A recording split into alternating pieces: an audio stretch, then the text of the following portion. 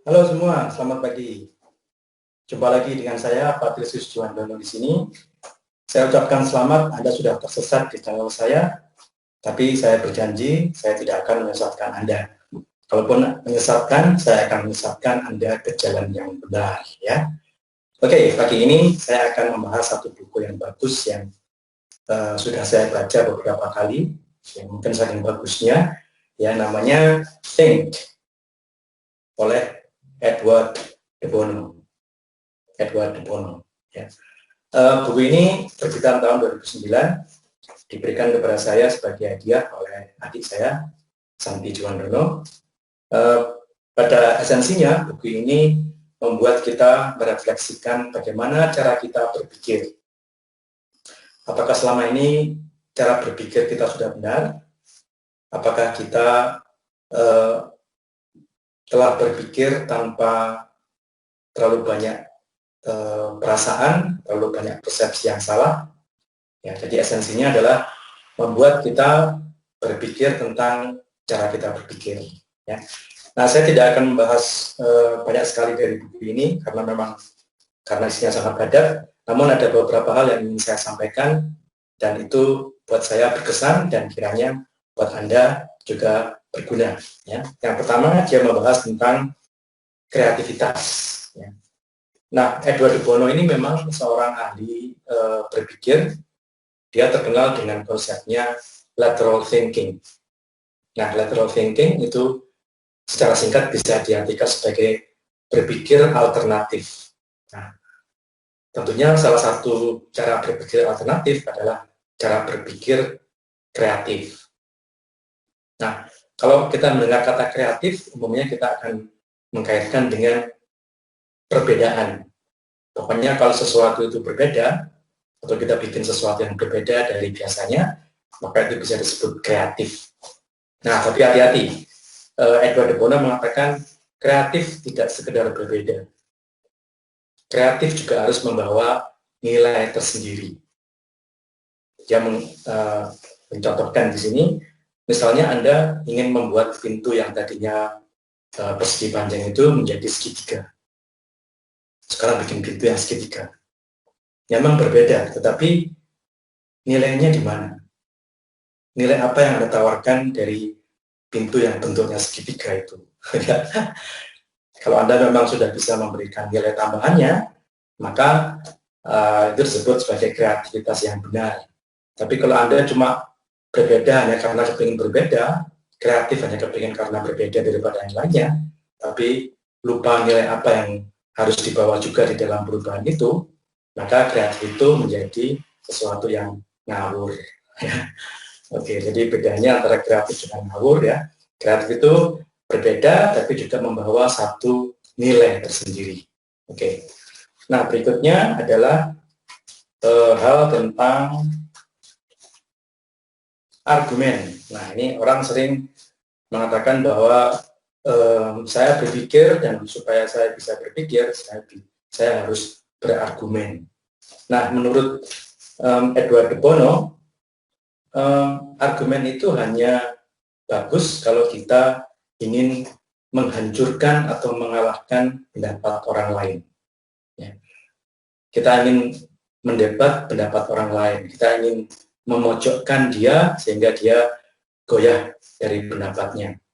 Kita ingin memojokkan dia dengan argumen kita sehingga argumennya salah atau kelihatan konyol, kelihatan bodoh. Ya. Jadi argumen itu sebenarnya tidak membawa ke perubahan karena tujuannya hanya untuk mengalahkan pihak lawan. Seperti dalam debat, ya, pokoknya siapa yang suaranya paling keras, ya, yang argumennya paling masuk akal, ya, maka itulah yang menang. Jadi dia tidak membawa manusia pada eksplorasi. Dia menutup satu pintu ke arah eksplorasi. Ya, misalnya dalam beberapa tahun yang lalu, katakanlah ada argumen antara orang yang meyakini bahwa bumi itu bundar, yang sebagian lagi mengatakan bahwa bumi itu datar. Nah, mereka kemudian berargumen sengit sekali, bahkan di sosial media itu bisa menjadi satu thread yang penuh dengan ujaran-ujaran yang sangat menyerang, ya, bahkan berbau penghinaan, ya, pelecehan secara verbal, ya. Tapi ya tidak kemana-mana akhirnya. Orang jadi tidak bisa mengeksplorasi isu itu lebih jauh. Itu namanya argumen. Ya, itulah kelemahan argumen adalah dia hanya punya tujuan untuk mengalahkan pendapat lawannya. Dia tidak membawa semangat ke arah eksplorasi, ke arah sesuatu yang baru. Kembali pada contoh bumi bulat atau datar tadi, kalau orang meninggalkan argumennya dan kemudian mau mulai bereksplorasi, maka mereka akan mendapatkan hal baru. Misalnya mereka akan menanyakan, apa ya sih bumi ini datar? Coba kita cari buktinya. Coba kita gali lebih jauh. Ya, jadi alih-alih berdebat secara panas, mereka menggali isu itu, mengeksplorasi isu itu lebih jauh. Dan menurut De Bono itu lebih sehat untuk kebiasaan berpikir. Ya, oke. Berikutnya adalah tentang demokrasi. yang menarik, demokrasi buat kita adalah sistem terbaik, ya. Tapi dia mengatakan di sini demokrasi itu lebih bagus untuk stabilitas daripada pertumbuhan. Ya. Keuntungan terbesar dari sistem demokrasi adalah orang-orangnya tidak bisa mengeluh, ya, tidak bisa protes karena mereka sudah membuat pilihan. Ya. Mereka sudah membuat pilihan. Inilah pemerintahan yang kami inginkan. Jadi ketika pemerintahan itu mulai berulah macam-macam, ya mereka nggak bisa protes. Kamu sudah milih saya kok, ya kan? Jadi itulah apa yang dikatakan sebagai kelemahan dari demokrasi. Ya, sekali lagi De Bono mengatakan bahwa demokrasi itu dibuat untuk mencegah tirani, ya, tapi tidak untuk mendukung kemajuan, tidak untuk mendukung progres. Tentu yang dimaksud di sini adalah kemajuan dalam hal berpikir. Ya. Karena sekali orang sudah masuk dalam sistem demokrasi, mereka memilih yang mereka kira paling baik, ya sudah, sampai di situ aja, ya. Jadi jangan berpikir lagi, jangan protes, ya seperti inilah yang kamu mau, itu kan, ya gitu, ya. Oke, kemudian satu lagi yang saya suka tentang perguruan tinggi, peran perguruan tinggi dalam kebiasaan berpikir. Ya. Secara singkat dapat dikatakan bahwa De Bono di sini mengatakan universitas itu bagus tapi belum cukup bagus. Ya, karena setelah dilihat-lihat ternyata universitas itu hanya menjejalkan ilmu, ya, tidak melatih lulusannya untuk berpikir. Nah, di sini dia dikatakan ada beberapa kecakapan yang harus diasah atau ditempa oleh universitas untuk mahasiswa-mahasiswinya. Dia mengatakan sini information skills, kemampuan untuk mendapatkan informasi yang benar dari jagat data yang luar biasa besar ini. Seorang yang berkecimpung di universitas, seorang mahasiswa atau seorang dosen, seorang akademik harus bisa mendapatkan informasi yang benar, yang sesuai dengan tujuannya, yang objektif, ya, bukan merupakan hoax, bukan merupakan berita provokasi, tapi memang merupakan berita yang faktual. Ya. Yang kedua adalah thinking skills. Jadi universitas juga harus melatih mahasiswanya untuk berpikir secara kritis, secara kreatif, dan secara konstruktif. Ya, thinking skills.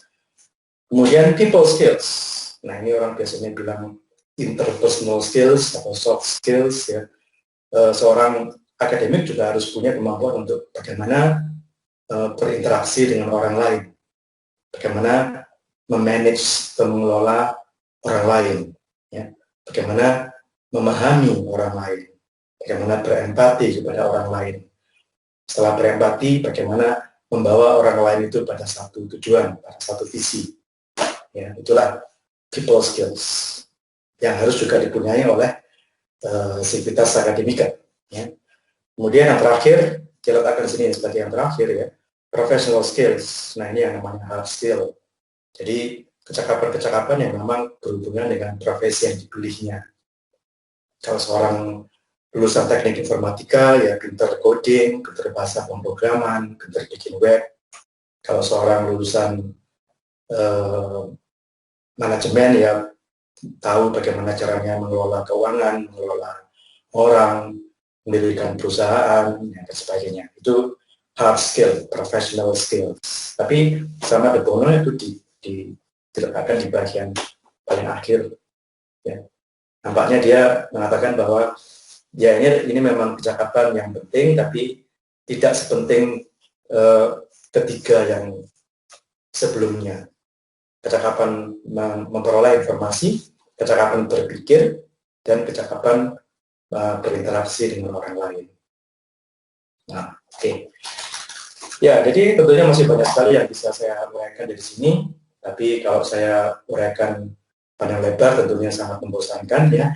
Maka saya batasi pada beberapa hal tadi itu, demokrasi, argumen, ya, pendidikan tinggi. Ya. Kiranya ini bisa membawa kita pada percikan-percikan pemikiran yang kemudian bisa digali lebih jauh, bisa dieksplorasi lebih jauh, sehingga kita bisa menumbuhkan dan memelihara kebiasaan berpikir yang kreatif dan konstruktif. Sekian ocehan saya pada pagi ini. Kiranya Anda sudah tersesat di jalan yang benar. Salam sehat. Sampai jumpa di episode mendatang. Goodbye.